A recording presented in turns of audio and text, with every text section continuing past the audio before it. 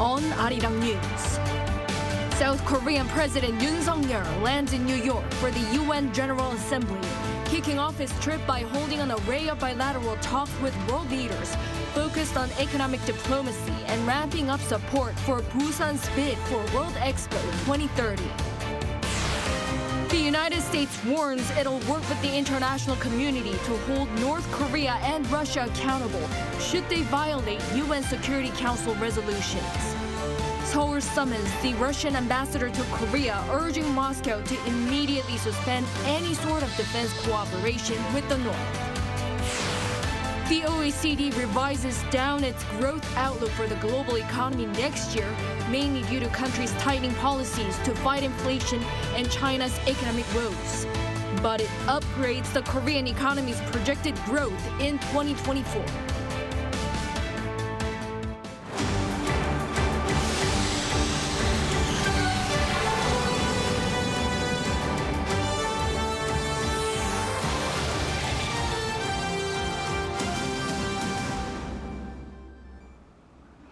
Good evening. It's 9 p.m. here in Seoul. Thank you for joining us.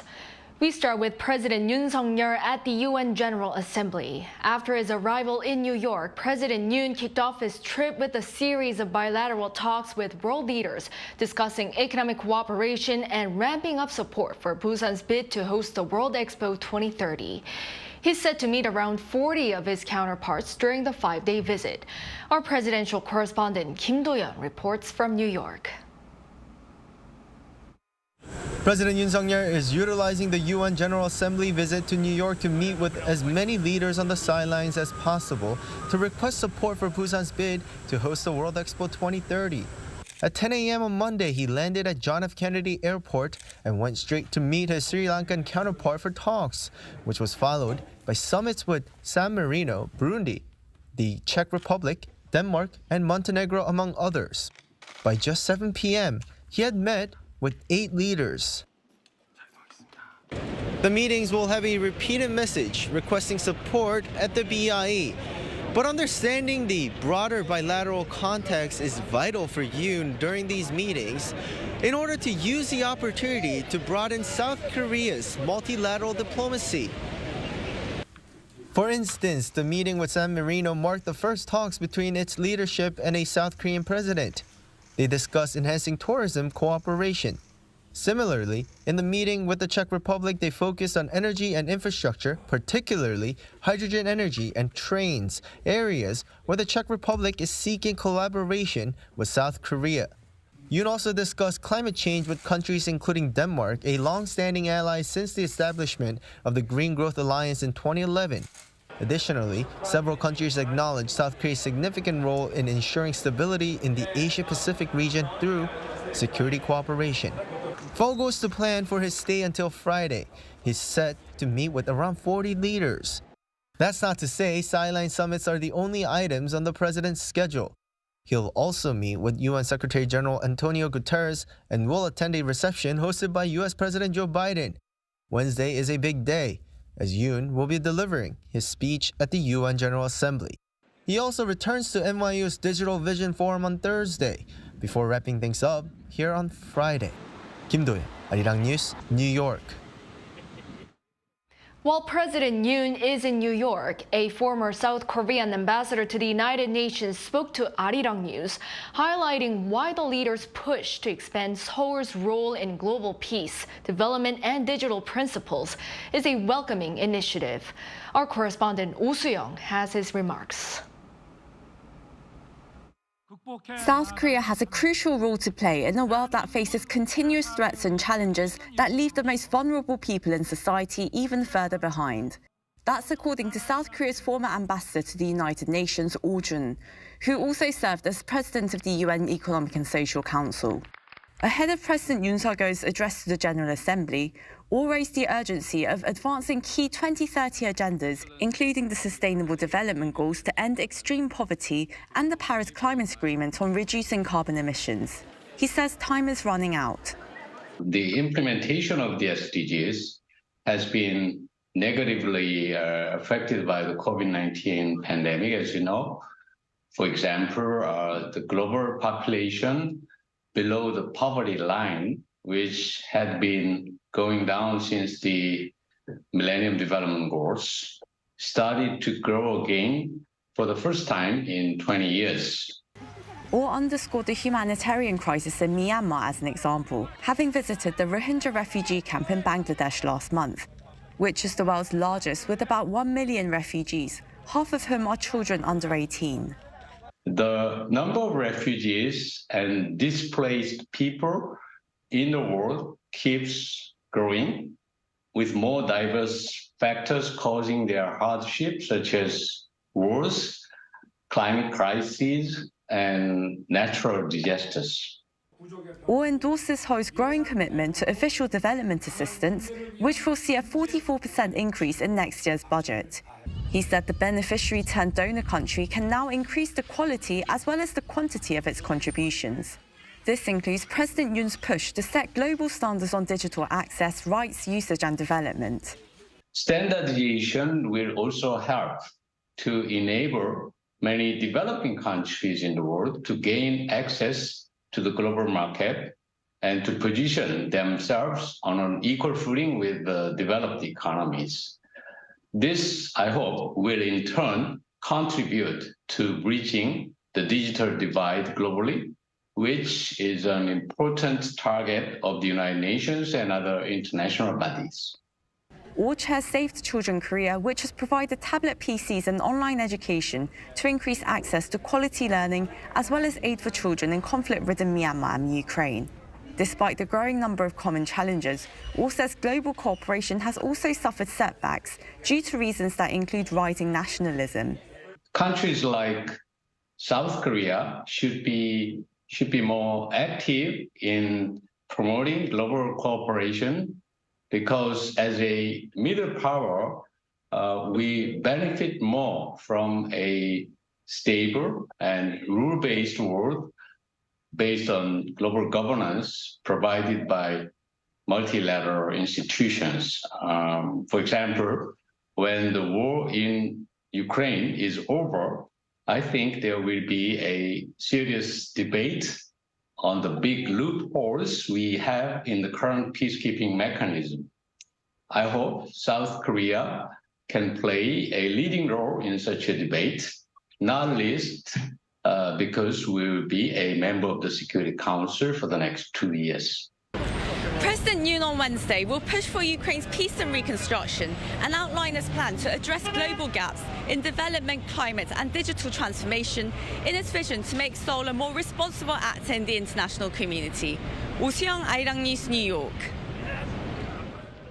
South Korea's foreign ministry today summoned Russian ambassador Andrei Dvorsovich Kulik to convey its stance regarding potential arms trade and military cooperation between Russia and North Korea. Vice Minister Chang Ho-jin strongly urged Russia to promptly stop any military cooperation with North Korea and adhere to UN Security Council resolutions, emphasizing Russia's responsibility as a permanent member that supported those resolutions and played a key role in establishing the non-proliferation regime. He also emphasized Seoul's commitment to working with the international community to respond firmly to actions that violate the resolutions and pose security threats, while highlighting the potential negative impact on South Korea-Russia relations. Ambassador Kulik listened to the South Korean government's position and promised to report it accurately to Russia. The U.S. says it'll coordinate with the international community for any violations of UN Security Council resolutions by North Korea and Russia. And President Biden is expected to bring up the issue of expanding the council to rein in veto powers of Russia and China as he addresses the UN chamber. Our Shin Se-byuk tells us more.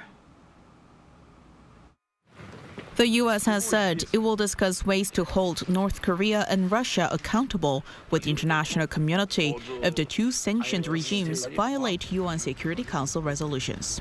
The statement came from White House National Security Council spokesperson John Kirby during a press briefing on Monday. He mentioned that Washington will continue to closely monitor the situation, including any potential violations of UNSC resolutions by Pyongyang and Moscow. Such remarks were made in light of the recent meeting between North Korean leader Kim Jong-un and Russian President Vladimir Putin last week. Details of any agreement reached during the meeting have yet to be disclosed. However, the international community expected the two to strike a deal in which Pyongyang would supply weapons to Moscow and, in return, receive satellite technology. Meanwhile, the U.S. plans to push for UNSC reform during the upcoming UN General Assembly. The Telegraph, reporting on Sunday, cited John Kirby in reporting that Biden will seek to expand the UNSC to offset Russia and China by adding 5 or 6 new permanent members.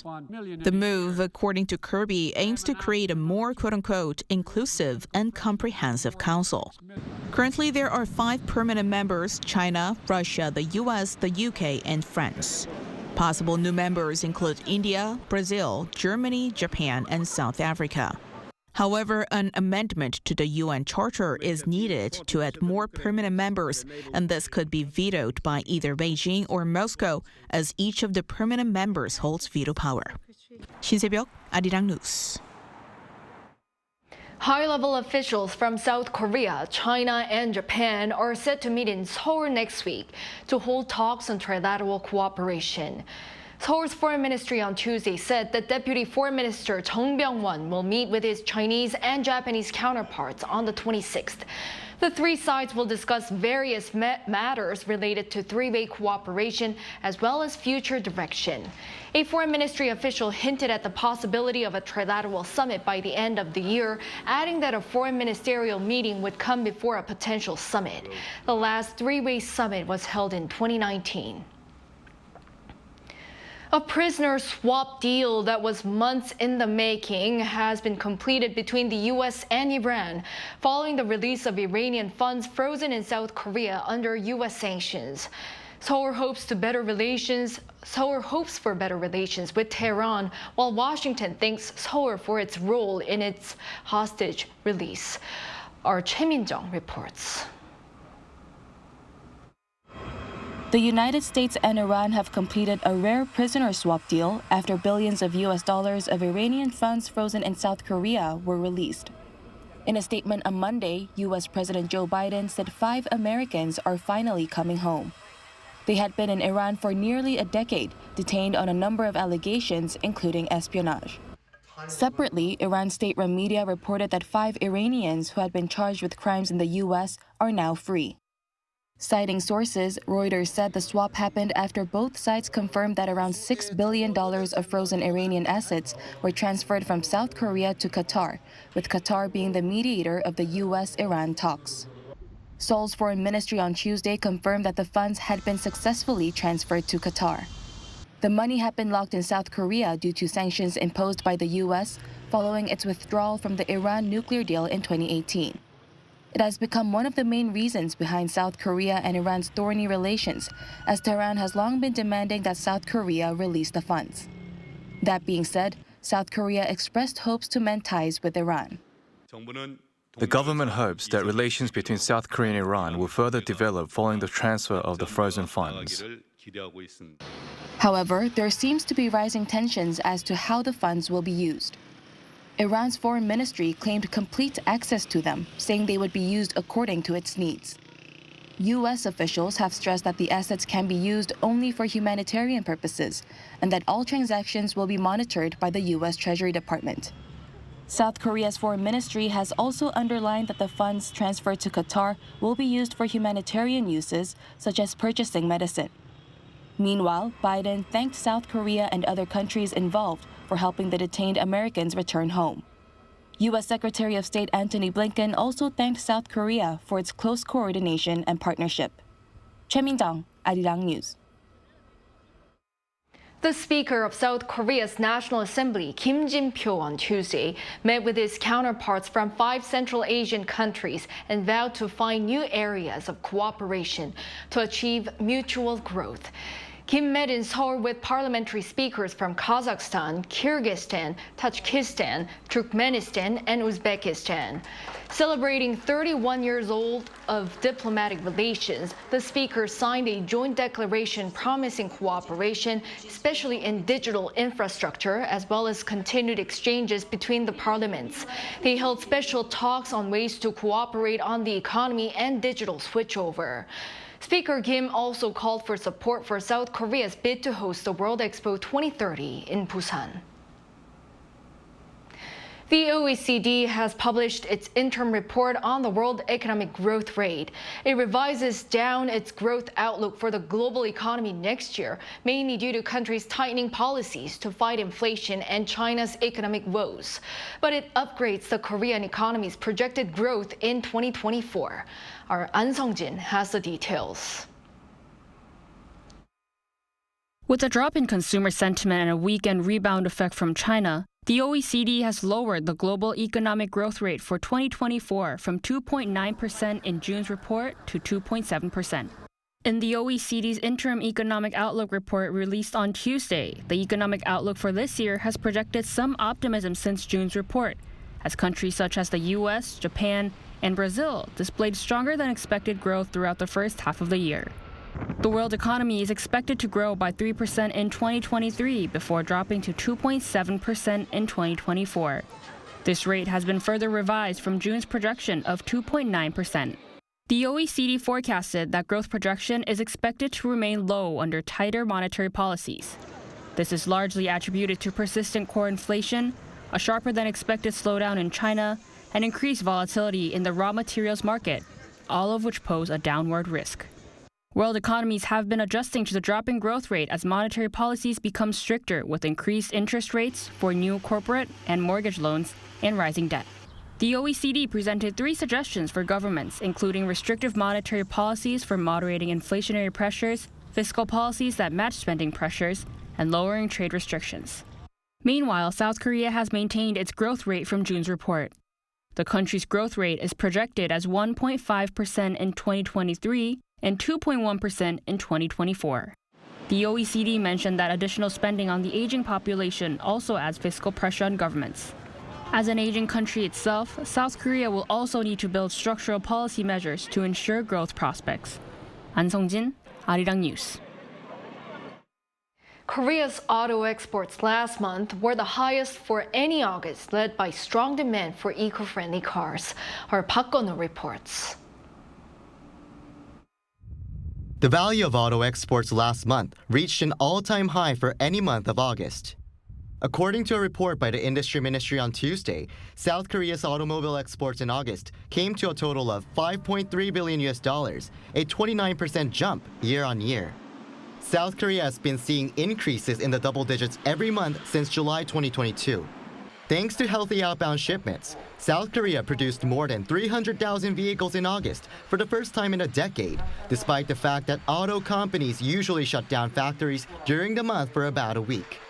An industry ministry official explained that the vehicle production supply chain only began returning to normal after the negative effect of COVID-19.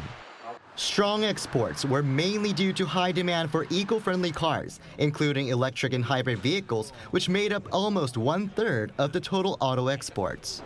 Eco-friendly cars saw a 47.8% on-year increase in terms of export value by reaching the $1.8 billion mark. Sales of environmentally friendly vehicles to the U.S. since the implementation of the Inflation Reduction Act increased 153% on-year. Also, the number of electric vehicles exported rose by over 61% compared to a year before. Domestic sales of eco-friendly vehicles also soared 11.9% on year, with hybrid cars seeing a 53% increase. Park Gun-woo, Arirang News. A new material called MXenes are gaining attention following the recent heated debate in the scientific community over the validation of room temperature superconductors. Our Chung Eun-ju has the details. MXenes are tiny substances only 1 nanometer in size. That's 100,000 times smaller than a human hair. Despite being so small, it has recently drawn attention as a new electrode material for secondary batteries. MXenes are a nanomaterial compound that consists of thin alternating layers of metal and carbon stacked on top of each other. One of its advantages is that its performance doesn't deteriorate even when mixed with other materials or coated onto metals.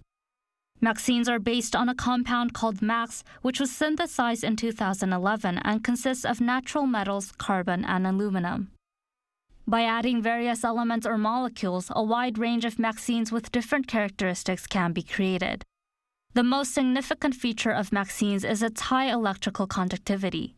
When utilized as an electrode material in secondary batteries, its conductivity is about 10 times higher than that of conventional electrode materials like graphene. This allows for increased capacity and reduced charging time. MXenes also demonstrate exceptional electromagnetic shielding abilities, making them applicable as components of autonomous vehicles and a variety of electronic devices such as wearable devices. MXenes' versatility in altering its characteristics to conductive, semiconductor, or magnetic properties based on different compositions is also noteworthy.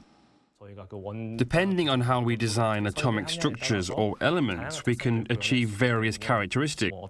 This suggests that it could be utilized in a wide range of fields. Many challenges remain before MXenes can be commercialized, such as ensuring stability and production costs. Despite active research, experts predict that it will take at least 5 to 10 years before commercially viable products can be developed. 정은주, Arirang News.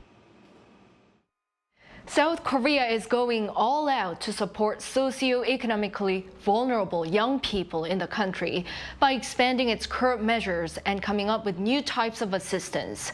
The government and the ruling People Power Party announced on Tuesday that there'll be more counseling available, mental health checkups, and one-on-one support from professionals. Funding will be provided too for people to use for personal growth.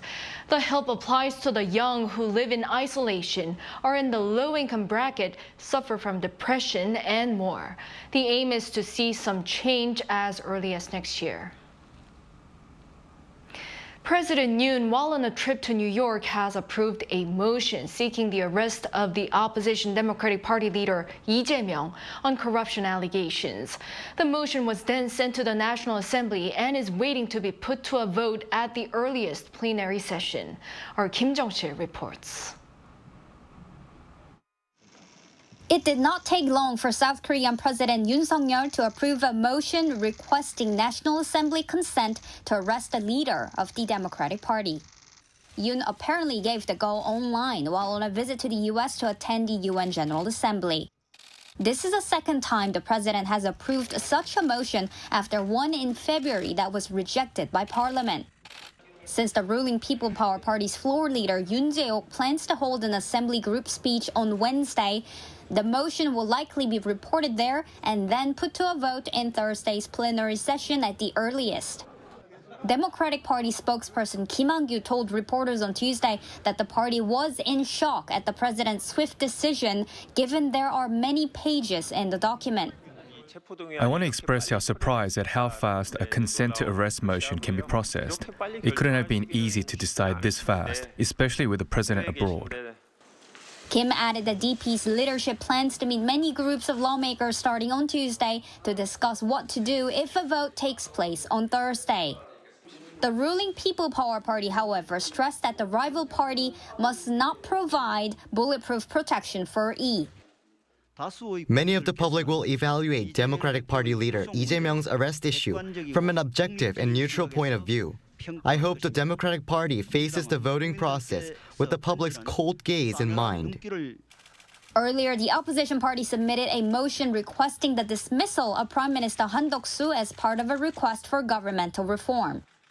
An unprecedented voting process that may hold the fate of the Prime Minister as well as the Democratic Party leader may take place. The voting can only proceed if a majority of lawmakers are present at the plenary session. And if the majority of those present votes in favor, the motion passes. Kim Jong-sil, Arirang News.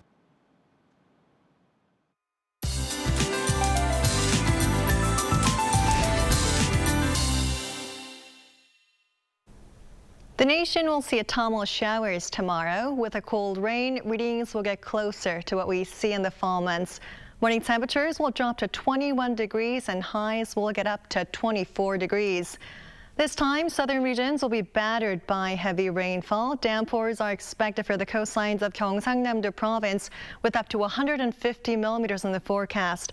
Jeollado province and the surrounding regions will see up to 120. Chungcheongdo and Gyeongsang-buk-do province will see 30 to 80 millimeters. Relatively fewer showers are in the forecast for the Seoul metropolitan area with only about 5 to 40 millimeters. Central regions will see rainy spells for the morning hours. Tomorrow, Seoul and Daegu will be starting off at 21 degrees. And showers will spread nationwide by the daytime. Seoul will get up to 24. Daegu and Gyeongju will be topping out at 25 degrees. And for Jeju Island, longer spells of rainfall are expected until this Friday. That's all for now, and here are the weather conditions around the world.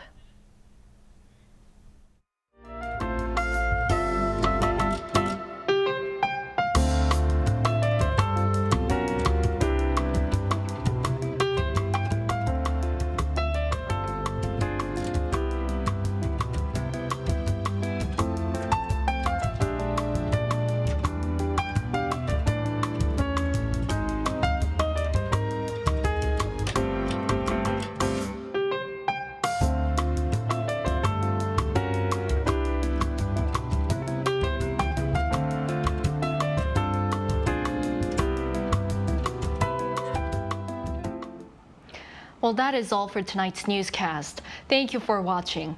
We'll be back tomorrow with the most up-to-date news. Good night.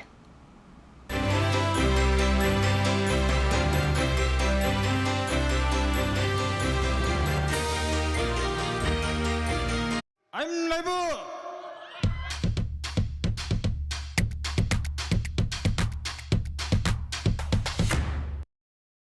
저를 도와주시는 분들이 저희와 함께 해줄 수 있는 세션 분들 아무리 봐도 없지. 텐션 같은데 아니라고 아무도 안 하는 거고.